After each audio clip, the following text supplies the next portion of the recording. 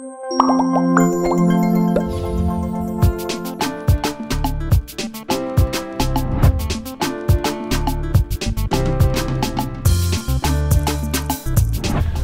générique seul vous fait comprendre que c'est la seule émission où même la maman du village n'a pas fait l'école sous l'arbre pour comprendre ce qu'on dit ici.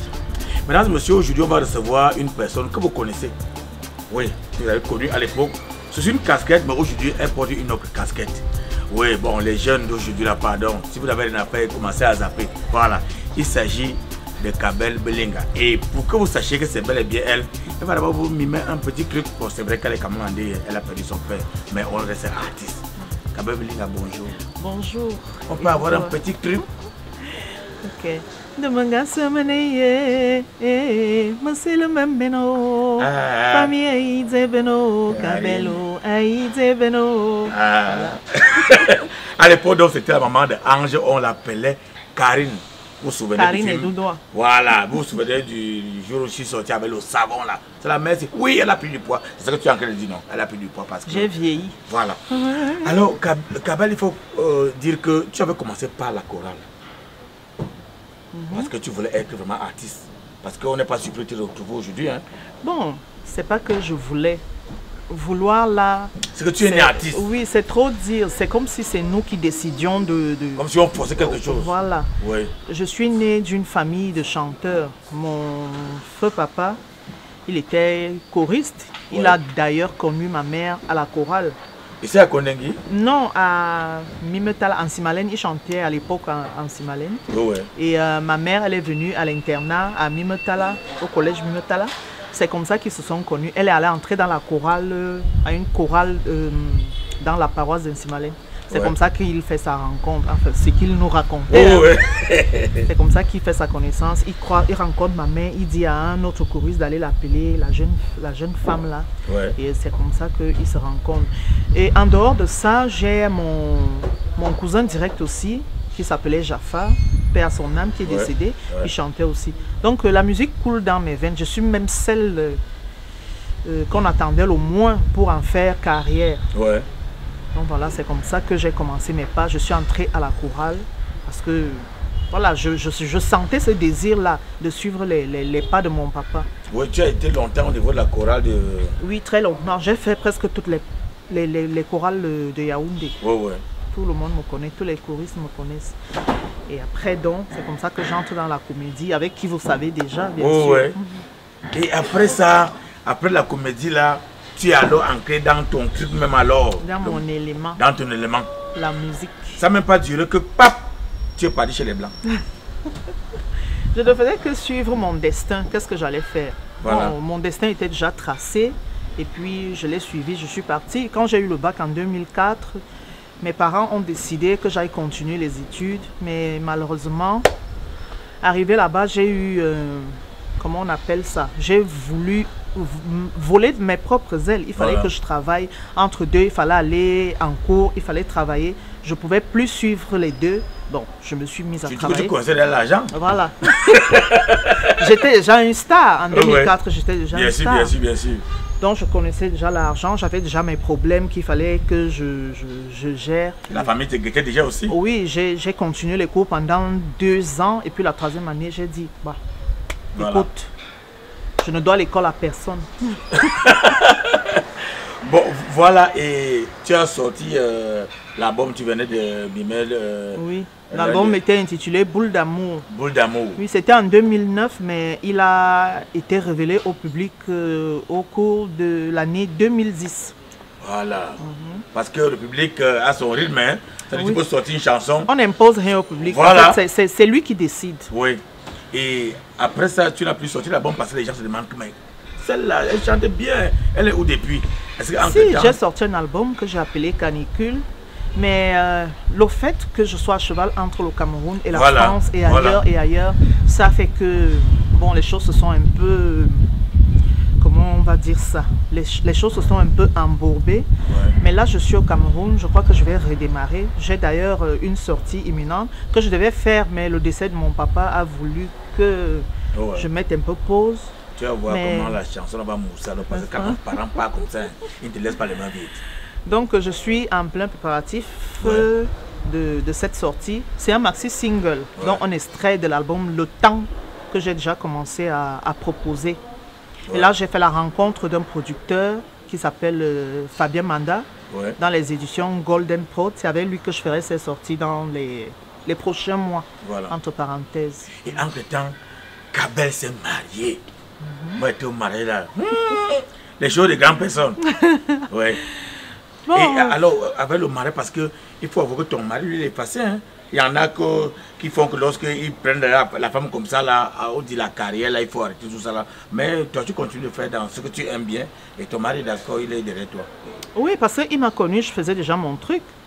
Il ne va pas venir là un matin, venir me dire arrête parce que tu es déjà marié ou quoi que ce soit. Et puis c'est quelqu'un qui a toujours voulu que je sois épanouie. Il sait que c'est mon art qui m'épanouit.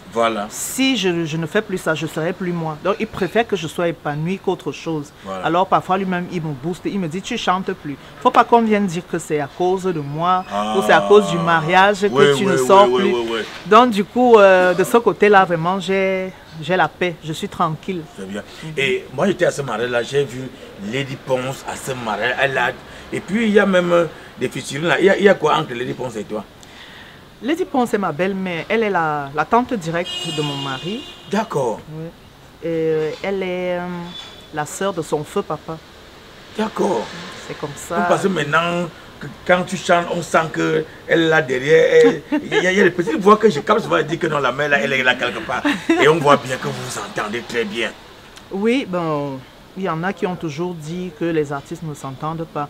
Vous savez, si vous allez vérifier, mais moi je ne suis pas dans les conflits des artistes. Là, vraiment, ça perd le temps. Je ne sais même pas à quoi ça sert. Chacune de nous fait son truc. Même comme elle est ma belle-mère, on n'est pas ensemble en tant qu'artiste et artiste. Hein. Je respecte parce que c'est une aînée. Elle est dans son truc. Je suis dans mon truc. Donc du coup, on se respecte. Elle n'est pas ma copine, on n'est pas amis.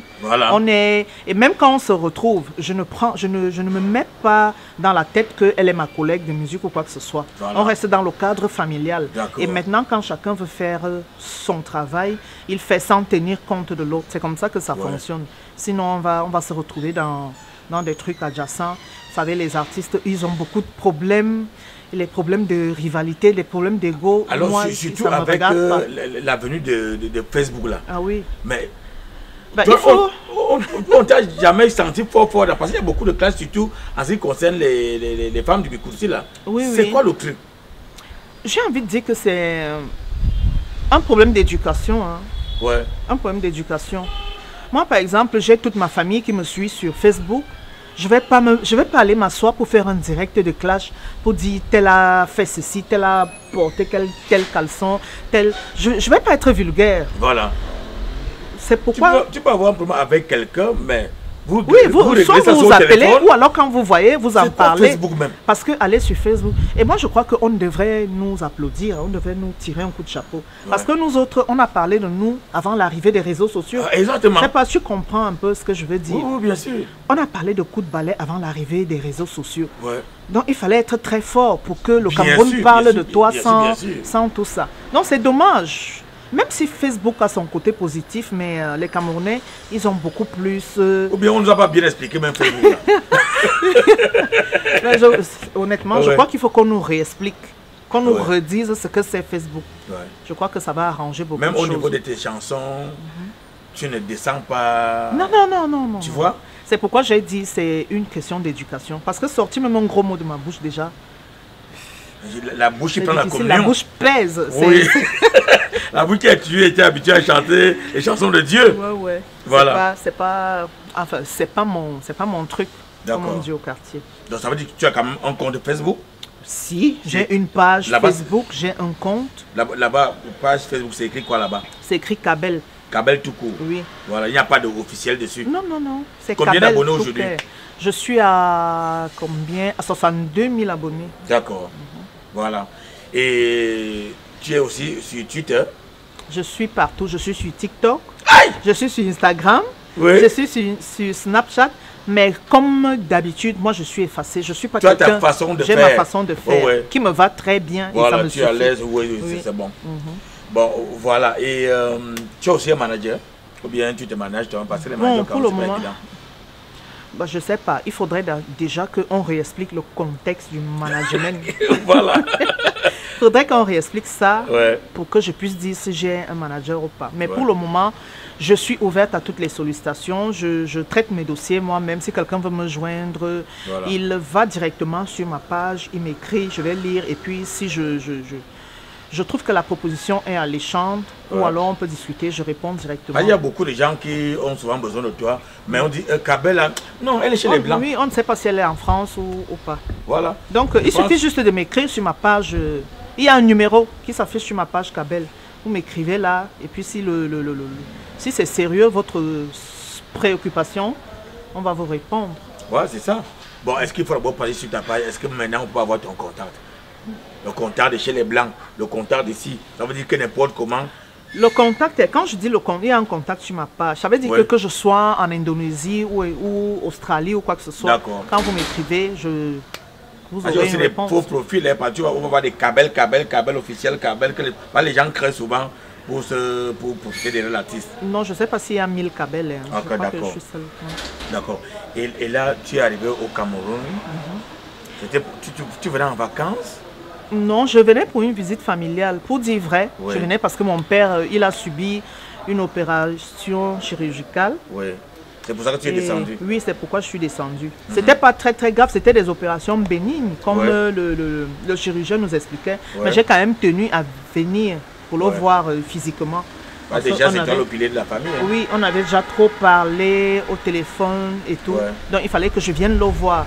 Mais je me dis que c'est peut-être le Saint-Esprit qui m'a dirigé. Il fallait que je vienne le voir une dernière fois. À peine j'arrive, une semaine après, il décède.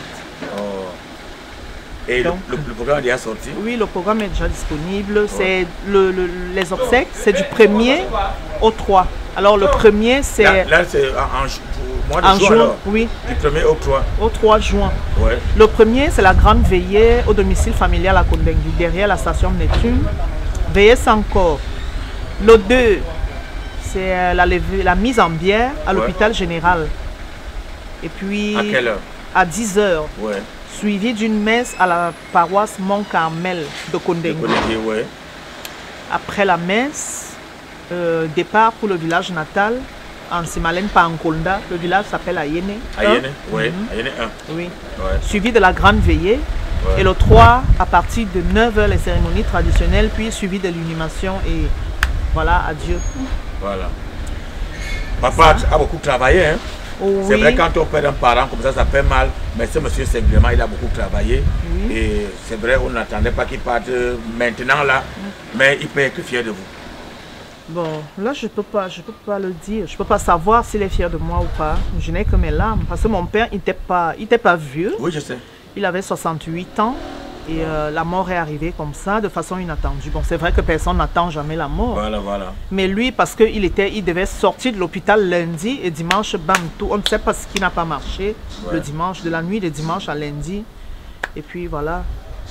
Mais quand même, chaque soir, les gens peuvent venir vous reconforter. Oui, le recueillement, c'est tous les soirs dans le domicile familial, derrière Neptune. La station Neptune. Voilà. Qu'est-ce qu'on peut encore te dire maintenant? C'est vraiment te présenter nos sincères condoléances. Merci. Et maintenant, est-ce que comme tu as parlé de ton album qui arrive encore bientôt, la mort, nous on va partir là-bas. Hein? Donc nous sommes sûrs que le papa, fervent croyant, il va reposer à la gloire de son père qu'il a servi pendant tout son pèlerinage terrestre. Donc, est-ce que tu as donc un petit mot par rapport à tes millions de fans, parce que les fans ne sont pas seulement ceux qui sont sur Facebook. Hein. Oui. Il y en a qui t'écoutent dans leur maison à partir de la télé et tout. Un message pour eux. Oh, qu'est-ce que je peux bien leur dire en ce moment où je suis vraiment effondrée? Soutenez-nous. Quand on travaille, c'est pour vous. On continue de travailler. Soutenez-nous. On n'a pas besoin trop d'argent. Mais quand on poste notre travail peut-être sur les réseaux sociaux, parce que c'est ça qui est en cours, c'est ça qui est d'actualité. Partagez, likez, commentez, soutenez-nous, montrez-nous que vous nous suivez, faites des commentaires et tout, voilà. C'est suffisant pour nous. Qu'on n'attend pas seulement quand tu vas mourir, pour que les gens cherchent à voir pour qu'ils viennent mettre RIP. La personne qui viendra mettre RIP sous ma photo, quand on va publier là que je suis partie, celui qui va mettre RIP sans avoir commenté ou partagé mes œuvres au préalable, votre téléphone va se casser et vous aurez le panari. Donc ça ne sera plus RIP, ça sera pire. Voilà. De la côté, du côté de la personne. Et la personne va attraper le panari. Ouais. Donc mesdames et messieurs, nous vous remercions. Donc c'est un terre-à-terre tout particulier parce que notre artiste est endeuillé. Je sais que vous allez l'apporter dans vos prières pour soutenir la famille. Et le programme a donc été bien déballé. Je pense que physiquement aussi, nous allons faire ce tour-là déjà du côté de la maison familiale pour le recueillement, n'est-ce pas, qui se passe chaque soir là-bas. Et puis, 1er, 2, 3, qu'on accompagne le vieux. Merci d'avoir suivi ce terre-à-terre et rendez-vous samedi prochain. Si peut-être Dieu passe, ça sera avec le même plaisir. Merci.